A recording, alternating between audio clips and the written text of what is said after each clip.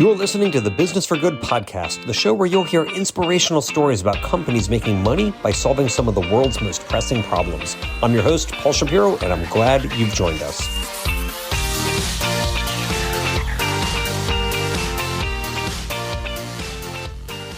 Welcome, friend. You are listening to episode 116 of the Business for Good podcast. Now, before we get to this riveting conversation, and I promise it is riveting, I want to first thank everyone who got in touch with me about the last episode on solar geoengineering. If you didn't listen yet to episode 115, it is certainly a controversial one, and listener feedback ranged everywhere from being in love with the idea to saying they think it is total madness.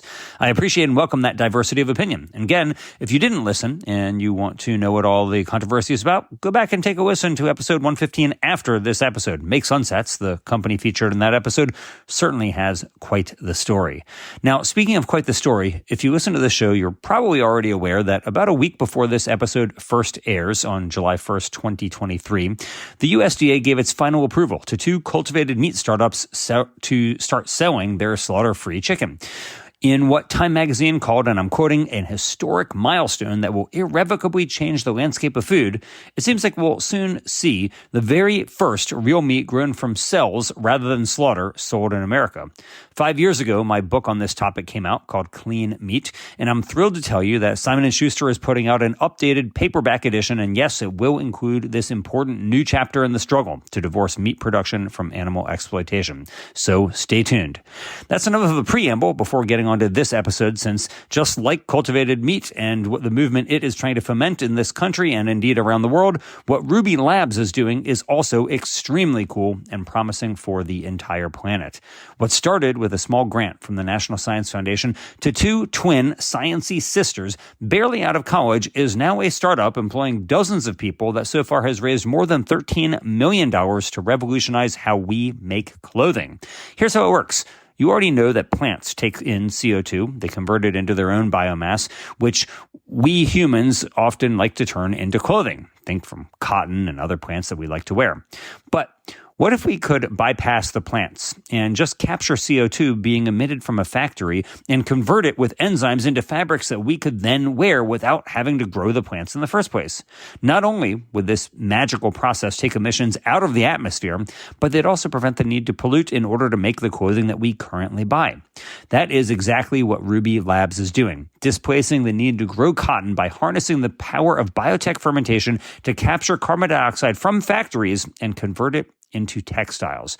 As you'll hear in this conversation, Rubi CEO Nika Mashouf started the company with her twin sister, Leela, and they are already partnered with major brands like H&M. It really is incredible. So get ready to be impressed by the Mashouf sisters and see what they're up to. I will let Nika tell you their story herself.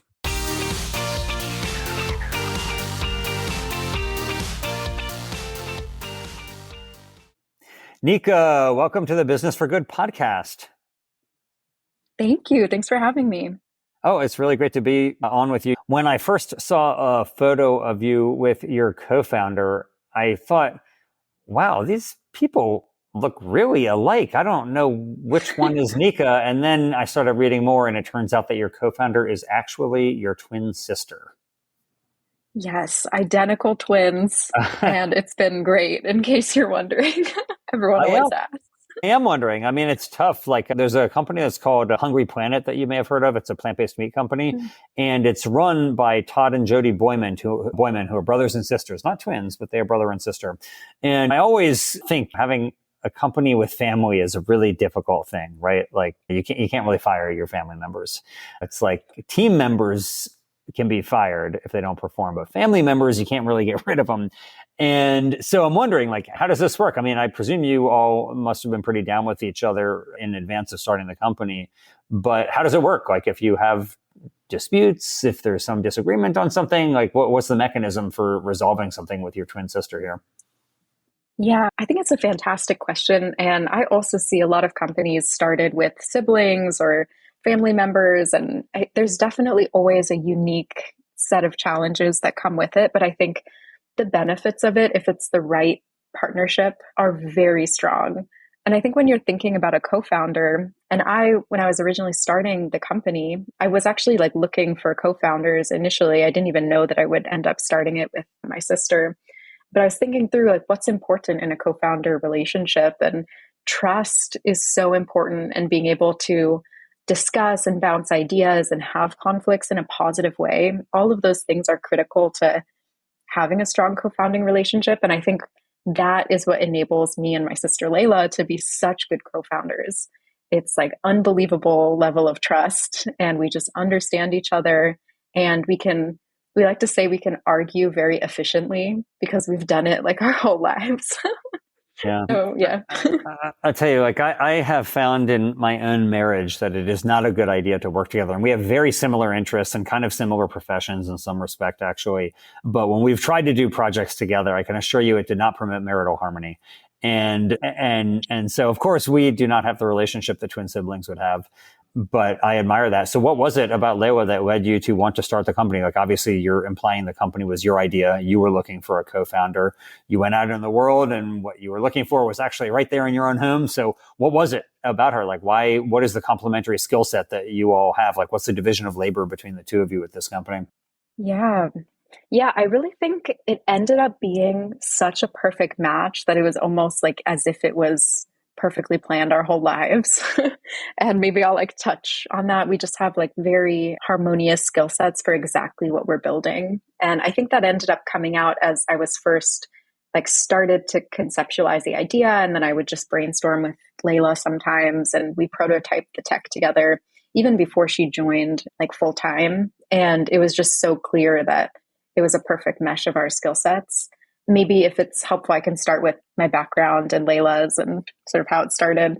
Yeah, sure. What is the background? Do you all have similar interests? Cool. Like you hear, like, did you ever see the movie Three Identical Strangers? No. It was like a CNN documentary. It's an amazing story, actually. It's about these triplets who were all separated at birth and adopted into different families. And even though they never knew each other as children, it turns out like they ended up doing similar things in life. And two of them even ended up going to the same college. And it wasn't like a college near them. Oh, It was wow. kind of like a small school that not a lot of people go to. So do you find that you and Layla have similar interests? And like, what was it that led you to go into this? Like, what was your background versus hers? And why do you think she would be not just redundant, but actually complementary to you? Yeah, totally. We ended up going into different fields. And so I think that pairing ended up being really great.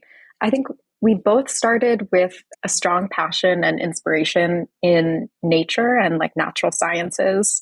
My take on that and my inspiration was always in how we can learn from natural systems and apply those insights to make our human based manufacturing and materials production and sort of more of these industrial systems be more planet positive and sustainable. So I really focused in on energy and material science and also business. Starting from when I was 15 years old, I published my first paper in artificial photosynthesis at a national lab here in the Bay Area. And that was really like this initial spark of me being really passionate about the space. Well, let me just interrupt you if you don't mind here, Nika. So what I heard you just say is that Yeah. at 15 years old, you published a paper. I presume this is like a peer-reviewed published paper. Is that right? Like it sounds like Yes. Yeah. by saying you published it like in an academic journal. It wasn't like in your local newspaper. And so we'll link to this paper in the show notes at businessforgoodpodcast.com. But what was the paper about? Like Cool. at 15 years old, I can assure you the things that I was thinking about were not publishing academic papers. So your parents must have done something right here that others did not. So why were you why at 15? I don't know if you were old enough to know who Doogie Howser is, but it sounds kind of like a Doogie Howser type thing to know. You're shaking your head, but it's a TV show from when I was a young person. It was a TV show about a very precocious doctor who was extremely young and like graduated from medical school Nice. like as a teenager and then was like seeing patients who he was dramatically younger than. But anyway, publishing a peer-reviewed academic paper at age 15 sounds kind of like a Doogie Howser type thing to do. What that in and of itself requires some explanation. So what was it that, Sure. I don't think I knew about what an academic journal even was at 15, let alone that I could publish in one. Yeah. So, and I co-authored the paper. So basically that summer I had interned in a lab focused on artificial photosynthesis at the Lawrence Berkeley National Lab. And I had like sought out that internship because I was so interested in being able to kind of like take natural systems and mimic them and apply them to energy and other things. So I had always really loved like renewable energy and concepts around that. I'd always just been like the person who was like tinkering with things, making like miniature solar powered things and messing around with electrical components and things like that. So it was always just like a natural interest. It wasn't really any sort of like pressure from parents or anything to succeed or whatever. It was just like me following my interests. And I reached out to a bunch of different scientists at the Lawrence Berkeley National Lab because I grew up around here, just trying to get to work in their lab and see what was up. And that summer, I was like so lucky to be able to intern in a lab and work on research around artificial photosynthesis. So basically, developing materials that could take sunlight to split water and develop like hydrogen and carbon-based fuels. And so that paper was around one of the materials that I helped research and do a lot of the development for, that had like strong potential as a material that could split water and basically mimic photosynthesis. Very cool. That is really cool. So we know what your background was then, like you said, for the summers, you're going to science camp basically rather than learning to play tennis or anything. But what about Leila? Was she also interested in science? Like, was this something that you guys both grew up wanting to pursue? Yeah. So she was also coming from a science background, but slightly different. She took her like nature inspiration to really be inspired by biological systems and through that actually medicine. So her focus, and she also started from when she was 15 to doing research, was always more on sort of medical problems, therapeutics. She ended up focusing a lot on like nano drug delivery, brain tumors. She studied neuroscience at Johns Hopkins when she went to college. And then she most recently actually graduated from Harvard Medical School. So she really took like the medical route and has like very strong bioengineering background that sort of paired up with my material science background. And it's like a perfect marriage for what we're doing at Rubi. Very cool. Yeah, I've heard of that medical school before. That's cool. Yeah, good for her. So you mentioned what you're doing at Rubi. What is it? Just let's get the reveal here. So obviously you two are very smart and very ambitious from a young age. So you want to do something that's going to help the world. So what is it specifically that Rubi is actually doing that's going to make the world a better place? Yeah. So at Rubi, we create basically as our vision, a world where human prosperity is planet positive through decarbonizing supply chains. And we're starting with the apparel industry as the third most CO2 polluting supply chain today.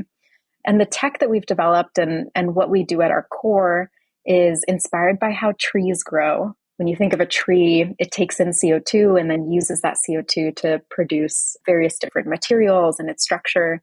Inspired by that process, we use biochemical processes powered by enzymes to take carbon emissions, eat those carbon emissions, and make carbon negative materials.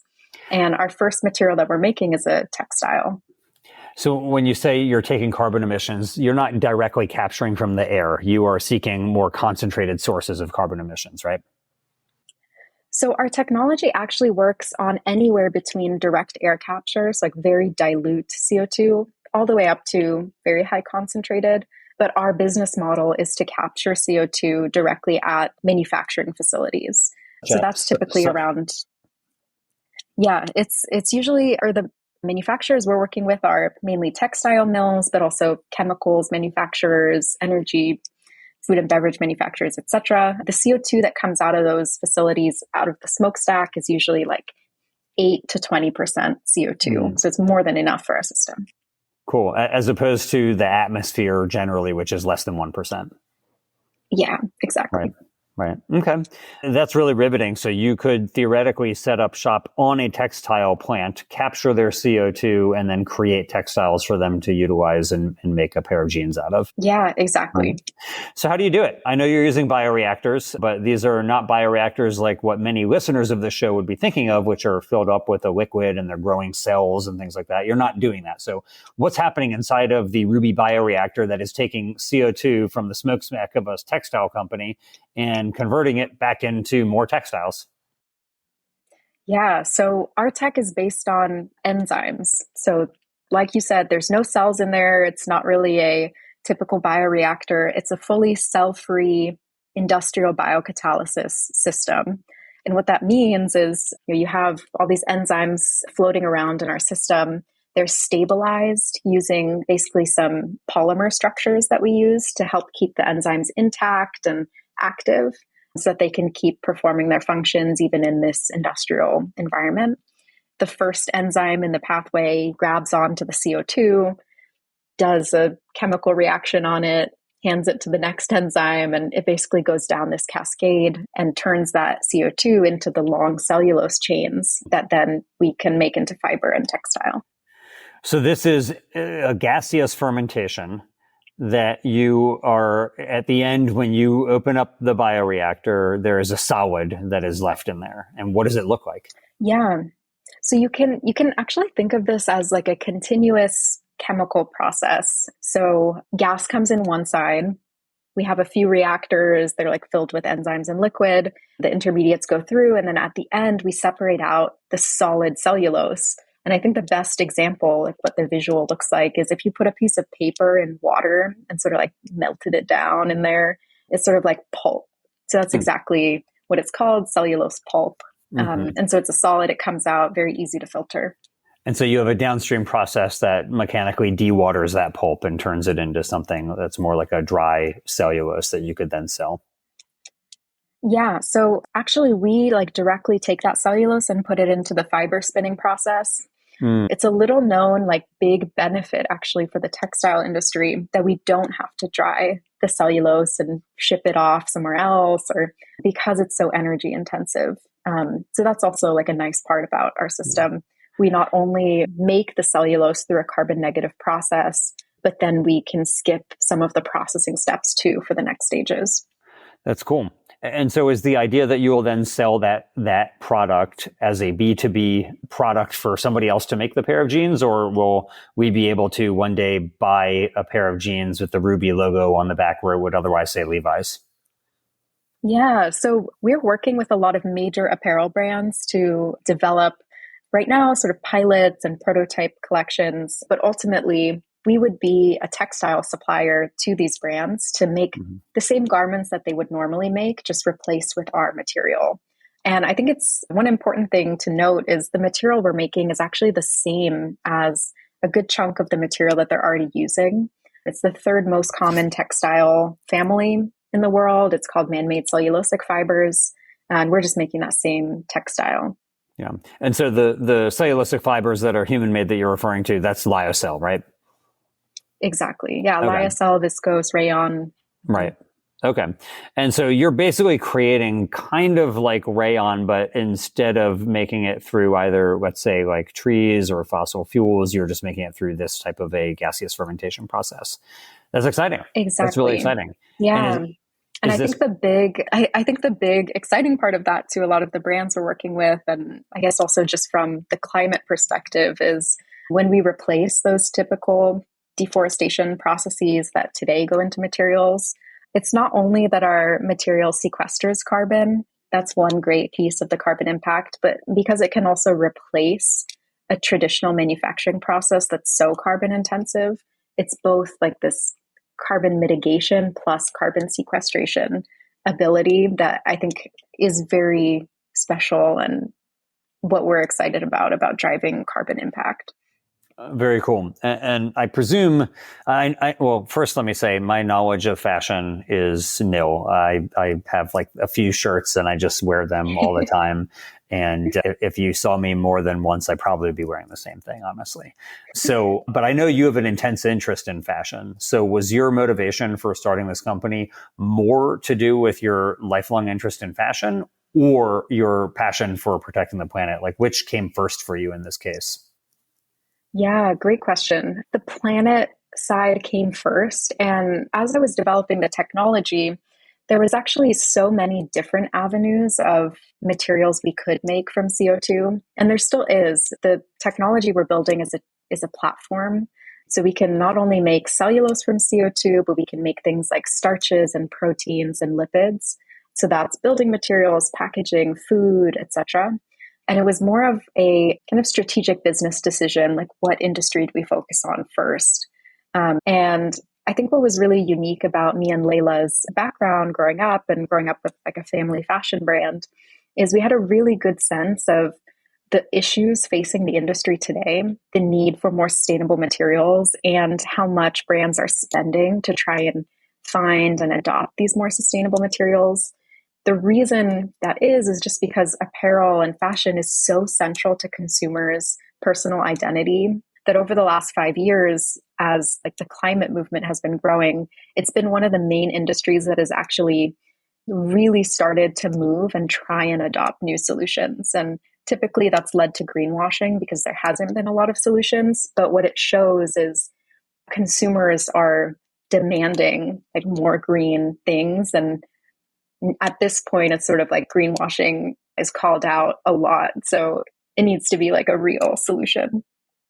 Understood. So the company has raised a good amount of money. You've only been around for a few years, but you've already raised over $13 million, including closing a round in March of 2023. Not exactly the best time to be raising venture capital. Very dry markets, very dry capital markets right now, very tight market to be raising in. So first, congratulations on your fundraising success. How many folks work at the company now, Nika? And what are you doing? Like you're talking about these brands that you're partnering with. Who are you partnered with? And are these products commercialized yet? So how many people work there? And where can people get any type of product that might have been made using your technology? Yeah, we're at about 25 people right now, mostly on the science and engineering side. And we've been really focused as a company on scaling the technology from where it was about a year ago, which was test tube scale, to now our pilot production scale, where we're able to generate material every month for these pilot partnerships and then continue to scale up. So to help people envision that, so if you were in test tubes, now are you in flasks or are you in bioreactors yet? Yeah, so now we're in reactors. Our system is about a 50-liter system. It's slightly different than when you think of bioreactors because per liter in a biocatalysis system, you get so much more product. So you require like less volume overall in our system. So not apples to apples, but just to give you a sense of what scale we're at, Sure. like volumetrically. Yeah. You're creating basic. You have a pilot plant basically, and you're creating material for these companies. And are they experimenting with it, or are they actually selling products that have your technology in it? Right. So at this scale, we're doing prototyping. So these brands are making garments using our material. Later this year, we'll be with a few brands moving up to more like capsule collections, which is a few more garments, or early next year, thousands of garments per brand that would actually be available to consumers. So what we're working towards right now is commercialization. Great. What's the barrier? Is it just larger reactors that you need, or is it something else that the company needs in order to actually get to the scale where somebody's going to go to H&M and buy some Ruby inspired jeans? Yeah, it's really the scale up, and that's what the team is laser focused on. Because it's overall a very new technology, there's a lot that our team is developing for the first time. Luckily, enzyme-based systems have been around and been scaled in other industries very significantly for like decades, like high fructose corn syrup and wastewater treatment and other production processes that use enzymes at a massive scale. So we can learn from those processes. But what's unique about our system is we've created a few innovations that allow us to build up a molecule or a polymer from like small pieces. And there's certain things that go into that make it slightly complicated as we scale. So that scale up is the big piece that we're all focused on. And especially like rest of this year, as we move towards those larger scale available to the public collections, the whole team is very focused on scaling from even our pilot to like a demo scale. That's awesome. Well, congratulations. That's really exciting. I hope that I get to see that 50-liter reactor chugging away. I would really love to see what that cellulosic pulp looks like. Maybe do you have any photos that you could send, and we'll include it on the webpage for this episode at businessforgoodpodcast.com so people can see what it takes to turn CO2 into textiles. That would be really cool. Yeah, absolutely. We can do like a step-by-step picture Great. thing. Okay. We will include it. That would be awesome. Let me ask you, Nika, obviously you grew up in Northern California and you were around a lot of people who thought about starting companies, who were starting companies. There's not many people who are thinking at like 15, I'm going to go intern at a prestigious lab and start publishing papers, let alone to start a company at an early age as well. But yet you were in that milieu. So I presume that there are many other ideas that you have as well for companies that you think could do really good in the world, but that because you're focused on Ruby here, you're not able to do. So let me ask you, like, what do you wish that somebody else would start? Some other cool technology or idea that might help climate change or some other issue about which you're passionate that you're not going to do, but maybe some listener will do. Yeah, I love that question. And that's so like spot on. I've always had an idea book and have always like, I still to this day like have so many technologies and things that I want to bring to life and all of that. So yeah, for anyone listening, I think there's a few key areas that are so important going into the near future for climate and sustainability. I think one really big area is in thermal energy delivery for industry. And the reason I say that is when you look at the top three supply chains that are most CO2 polluting and sort of break down, like, okay, where does all this CO2 come from? The majority of it comes from having to deliver very high energy density to certain processes. And so it's quite hard to do that today through renewable energy. But if we had a better way to store renewable energy and then deliver that energy through thermal processes or higher density, basically energy delivery, so that we could run those processes that need heat or need some other types of energy, that's a very big chunk of the problem. And I think there's a few cool companies that are doing that now and maybe getting started, but I think it's such a huge area.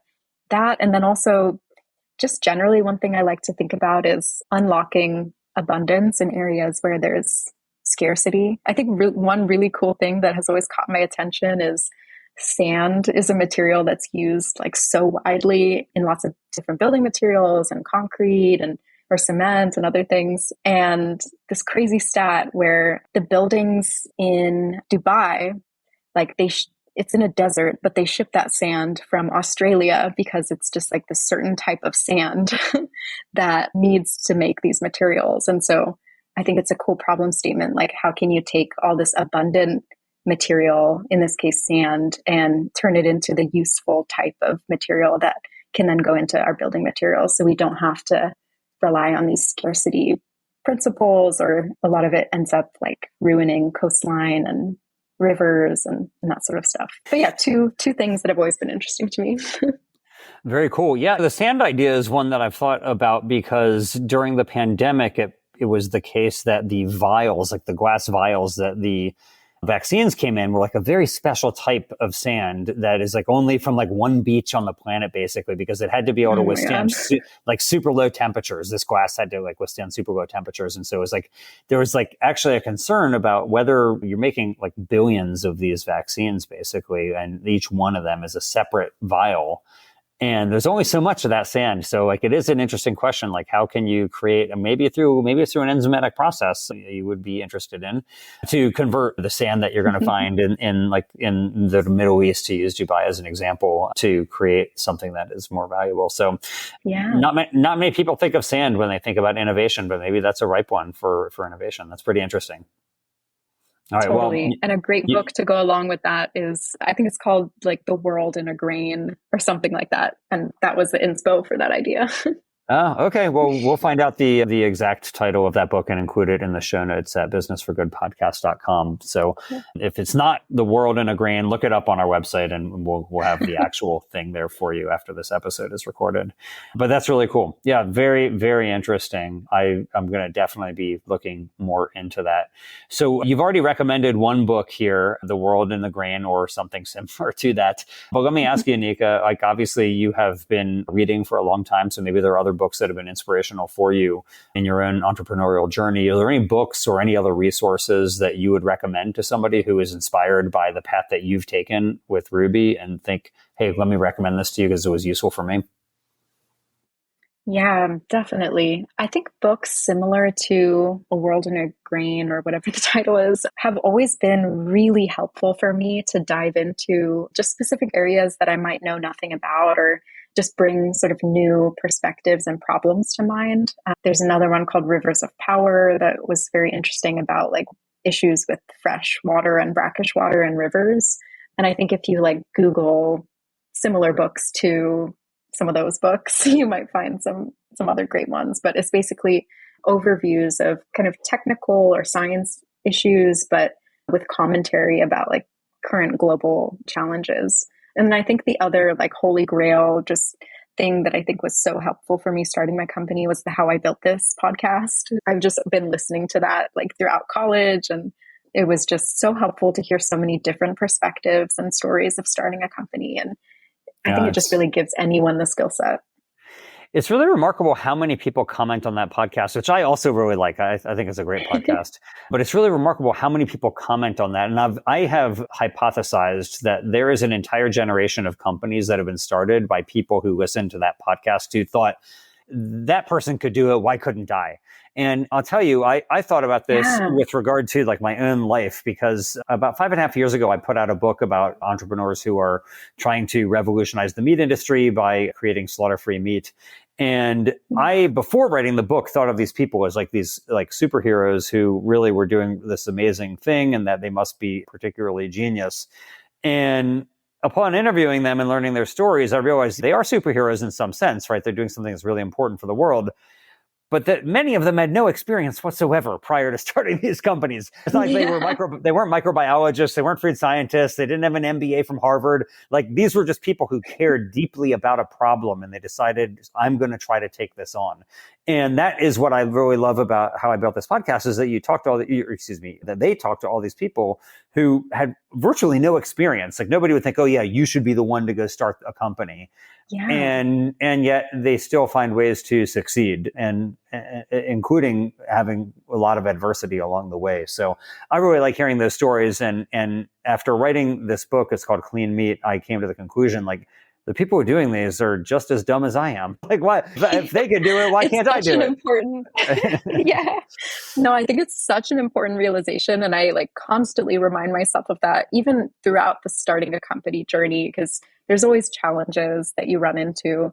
And it's just like good to think like no one knows what they're doing and everyone's just figuring it out. And even these massive companies that have been around for hundreds of years, or innovations and inventions that we like refer to in history, like no one really knew what they were doing, and they just like followed an interest, or they just figured it out. Yeah, and that just helps me too.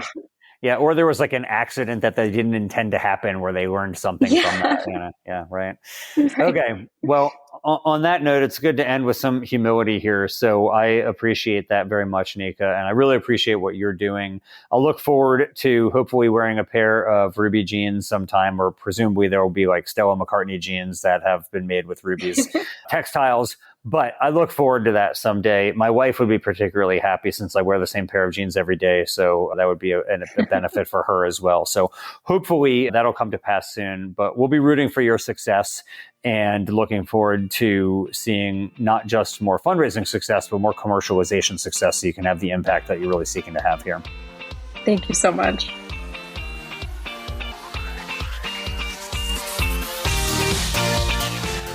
Thanks for listening. I hope you found it useful, and if you did, please let the world know. Leave the show a 5-star rating on your favorite podcast app and share the episode with your friends. Who knows? Maybe you'll inspire one of them to be in the business of doing good themselves.